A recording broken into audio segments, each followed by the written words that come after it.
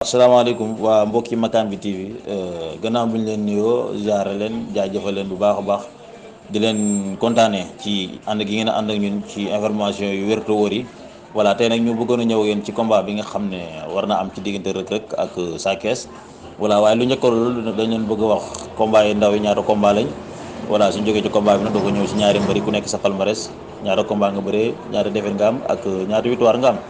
voilà. bu dee combat yi ndaw yi combat bu njëkk bi mu ngi dox ci diggante Kaaw Cissé numéro 2 ak Daabu Texas beneen combat bi mu ngi dox ci diggante Mbul ak Doudou Sané voilà ñu doog a dem ci dëj dëpp gi nag muy combat Sa Thiès ak Reug Reug Sa Thiès am na 16 combat ndax moom moo daan Boy Diouf moo daan Bombardier Senior moo daan Wuli Wuliwaat moo daan Boy Ngaay moo daan Nakurel moo daan Sarko moo daan Boy Sey moo daan Tonnerre moo daan Moussa Dioum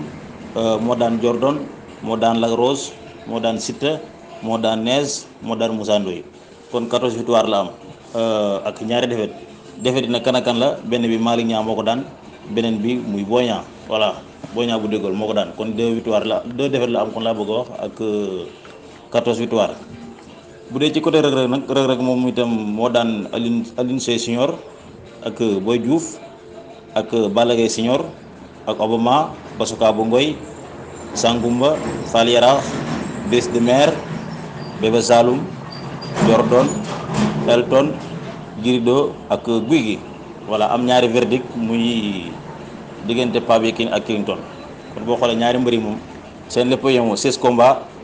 14 victoire kee xanaa kee moom dafa am 2 défaites kii 2 verdict voilà loolu mooy combat bi xam naa loolu mooy information yi ñu ciy ñëwagum après bu combat bi jeexee rek dinañ ci ñëwaat ci yeneen information